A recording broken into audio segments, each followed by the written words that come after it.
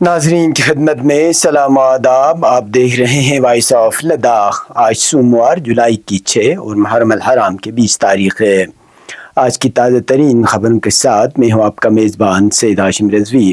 ناظرین سے گزارش ہے کہ تازہ ترین خبروں اور حالات و واقعات سے باخبر رہنے کے لیے ہمارے چینل کو سبسکرائب کریں اور خبریں آخر تک ضرور دیکھیں. آپ دیکھ رہے ہیں آپ کا پسندیدہ news channel voice of Ladakh.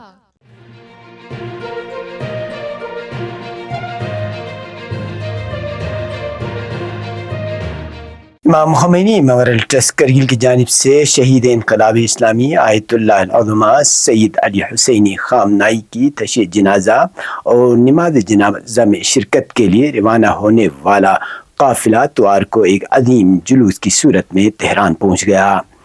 10 زائرین پر مشتمل اس قافلے نے مصلی امام خمینی میں شہید رہبر کی نماز جنازہ میں شرکت کی، جہاں لاکھوں ایرانی عوام اور بین الاقوامی مہمانوں نے انہیں آخری خراج عقیدت پیش کیا.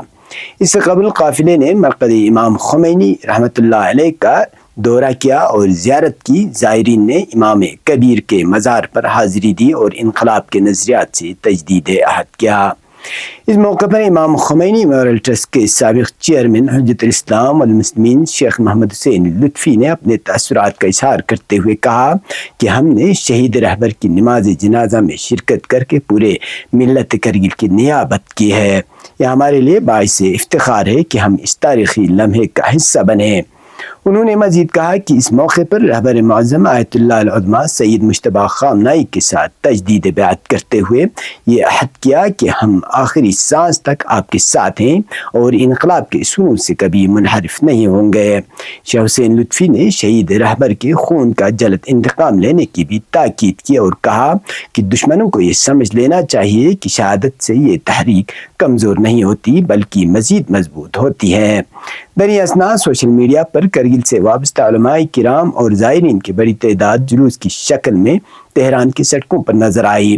جلوسوں میں شامل افراد نے بلند آواز میں خامنائی کوثرست، دشمن او ابترس، مردباد مردباد، امریکہ مردباد، مردباد مردباد، اسرائیل مردباد، دست خدا برسر ماس، خامنائی رہبر ماس، رہبر کے فرمان پر جان بھی قربان ہے کے فلک شگاف نعرے بلند کیے.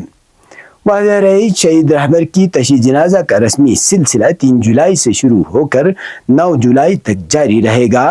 اس دوران تہران، قم، مشہد، نجف اشرف اور کربلا میں عظیم الشان تقریبات منعقد ہو رہی ہیں.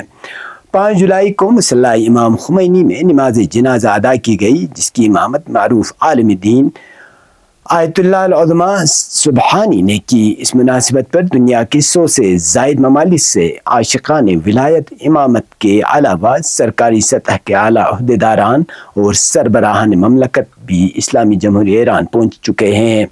ان مہمانوں نے شہید رہبر کے جنازے میں شرکت کرتے ہوئے ایرانی عوام سے یکجہتی کا اظہار کیا اور انقلاب اسلامی کی کامیابی کے لیے دعا کی. یہ قافلہ جو کرگل لداخ سے ہزاروں کلومیٹر کا سفر طے کر کے تہران پہنچا، اس بات کا مظہر ہے کہ شہید رہبر کا پیغام بر صغیر کے دل و دماغ میں آ چکا ہے.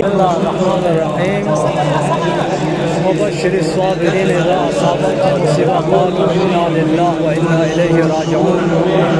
دریں اولین تشییع پیکر متحر شہید مجاہد مقاومت قائد اسلامی امام خامنائی کے حق اولین نماز جنازہ کو تہران مصلی کا آیت اللہ سبحانی امامت برگزار ہوں اور بھی نماز جنازہ میں منری کرگل مومنین کو مؤسسہ یعقوب امام خمینی انجمن صاحب زمانی اور تمام مومن بامزی کا شرکت بسے یتنا کل کرگل مومن معاملات نومی نیابت بسے مچس رحمت عزیز کیا پہ کر متحر پہ کا آخرین نماز کو بسے جی کا یک کچھ ہم سے نماز جنازی کا کچھ ہم سے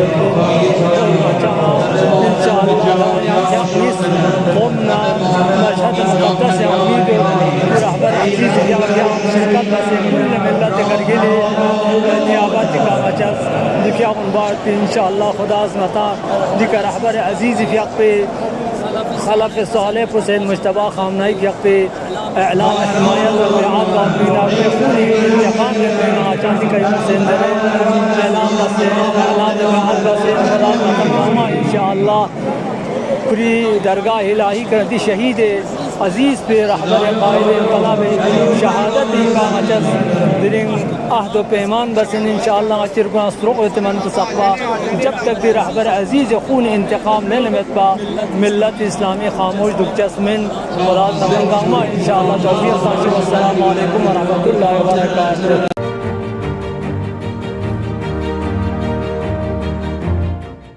ضلع کرگل کے ملبک گاؤں میں آئی ٹی بی پی کی آل وومن ماؤنٹ ایوریسٹ مہم کی رکن اور دنیا کی بلند ترین چوٹی ماؤنٹ ایوریسٹ کو کامیابی سے سر کرنے والی مقامی خاتون کنزنگ لمو کے اعزاز میں ایک شاندار استقبالیہ تقریب کا انعقاد کیا گیا.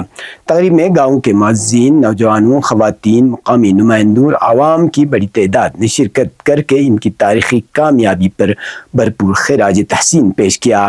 شرکاء نے کنزنگ لمو کی غیر معمولی ہمت، عزم، محنت اور استقامت کو سراہتے ہوئے کہا کہ ان کی کامیابی نہ صرف ملبک بلکہ پورے ضلع کرگل اور خطے لداخ کے لیے باعث سے فخر ہے.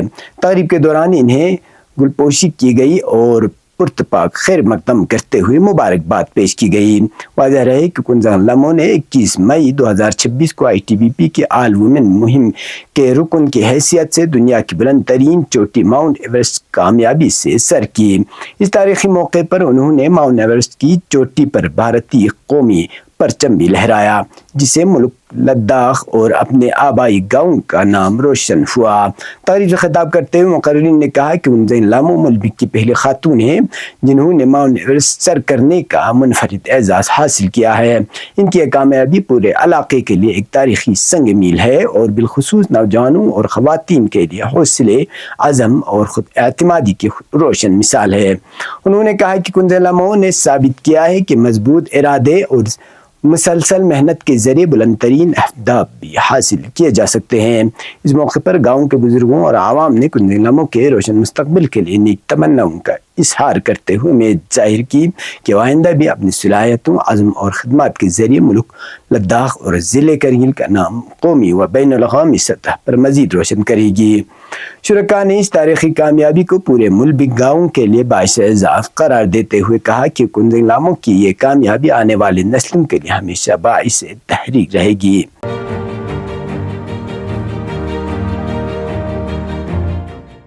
سب ڈویژن سانکو کے موضع تھزگام کے محلہ براکو میں گزشتہ کئی روز سے رات کے وقت ریچھ کی مسلسل آمد نے مقامی آبادی کو شدید خوف و ہراس میں مبتلا کر دیا ہے. مقامی باشندوں کے مطابق ریچھ متعدد بار رہائشی علاقوں میں داخل ہو کر کئی گھروں کے دروازے توڑ چکا ہے. گھریلو مرغیوں سمیت دیگر مویشیوں کو اپنا نشانہ بنایا ہے، جبکہ املاک کو بھی نقصان پہنچایا ہے. علاقہ مکینوں کا کہنا ہے کہ ریچھ کی مسلسل نقل و حرکت کے باعث لوگ رات کے وقت گھروں سے باہر نکلنے سے گریز کر رہے ہیں.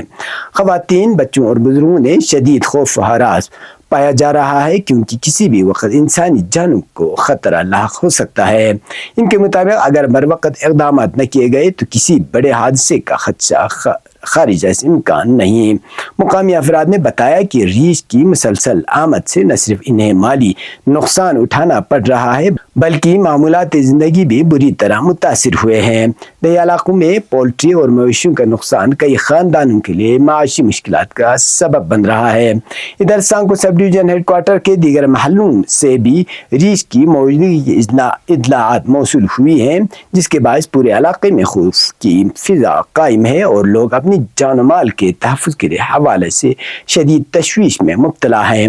علاقہ مکینوں نے محکمہ وائلڈ لائف اور ضلع انتظامیہ سے مطالبہ کیا ہے کہ وہ اس سنگین صورتحال کا فوری نوٹس لیتے ہوئے ماہرین ٹیم متاثرہ علاقوں میں روانہ کریں، ریچھ کو محفوظ طریقے سے آبادی سے دور منتقل کرنے کے لیے مؤثر اقدامات کریں اور مستقبل میں ایسے واقعات کی روک تھام کے لیے مستقل حفاظتی انتظامات کو یقینی بنائیں. مقامی باشندوں نے امید ظاہر کی کہ متعلقہ حکام عوام کی جان و مال کے تحفظ کو اولین ترجیح دیتے ہوئے فوری کارروائی کریں گے تاکہ علاقے میں پھیلی خوف کی فضا کا خاتمہ ہو اور مزید جانی و مالی نقصان سے بچا جا سکے۔ اب پیش قومی اور بین الاقوامی خبریں۔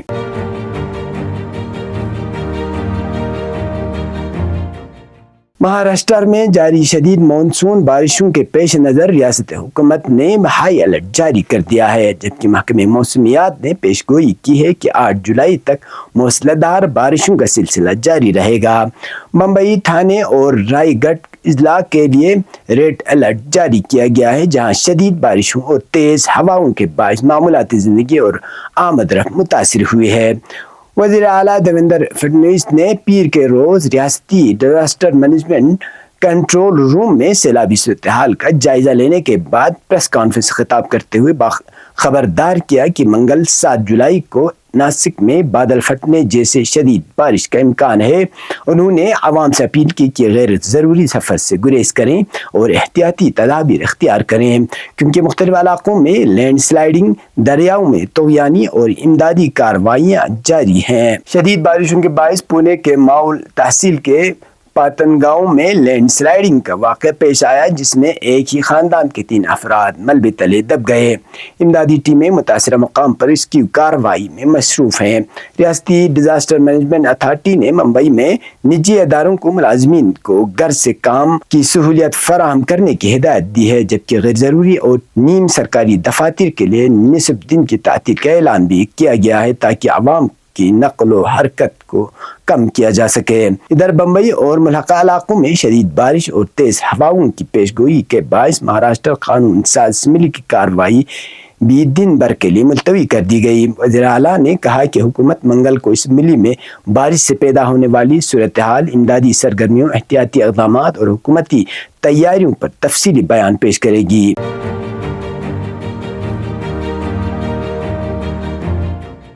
تسنیم نیوز ایجنسی کے مطابق آج صبح سویرے ہی تہران کی سڑکوں پر لاکھوں سوگواروں کا ہجوم امڑ آیا، جب شہید انقلاب اسلامی آیت اللہ العظمہ سید علی حسینی خامنائی کا تابوت ایک تاریخی جنازے کے جلوس میں آزادی اسکوائر کی طرف لے جایا گیا۔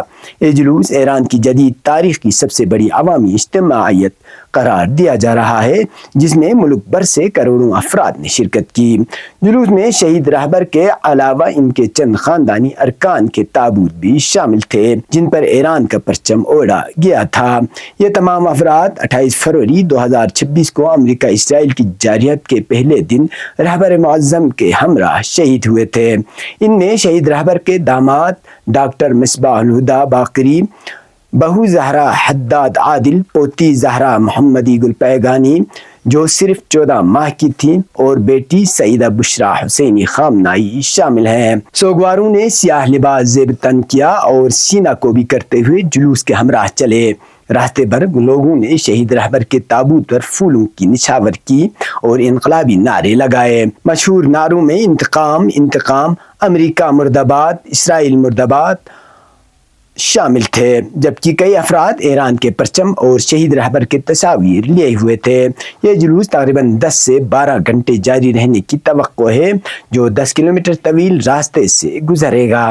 ایران کے اعلیٰ عہدیدار، جن میں صدر مسعود پزشکیان اور چیف جسٹس غلام حسین محسنی شامل ہیں، بھی سوگواروں کے ہمراہ سڑکوں پر نظر آئے۔ انہوں نے شہید رہبر کے جنازے میں شرکت کرتے ہوئے عوام سے یکجہتی کا اظہار کیا۔ گزشتہ روز اتوار کو آیت اللہ العظمہ جعفر سبحانی نے شہید رہبر اور ان کے خاندان کے افراد کی نماز جنازہ پڑھائی۔ منگل 7 جولائی کو مقدس شہر قم میں جنازے کی تقریبات ہوں گی۔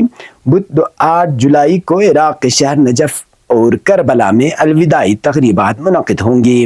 جمعرات 9 جولائی کو شمال مشرقی شہر مشہد مقدس میں آخری رسومات ادا کی جائے گی، جہاں شہید رہبر کی وصیت کے مطابق انہیں امام رضا علیہ السلام کے حرم مطہر کے پاس سپرد خاک کیا جائے گا۔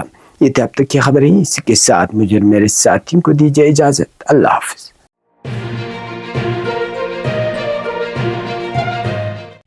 مقامی، قومی اور بین الاقوامی خبروں سے باخبر رہنے کے لیے چینل کو لائک، شیئر اور سبسکرائب کریں، ساتھ ہی بیل آئیکن دبانا نہ بھولیں۔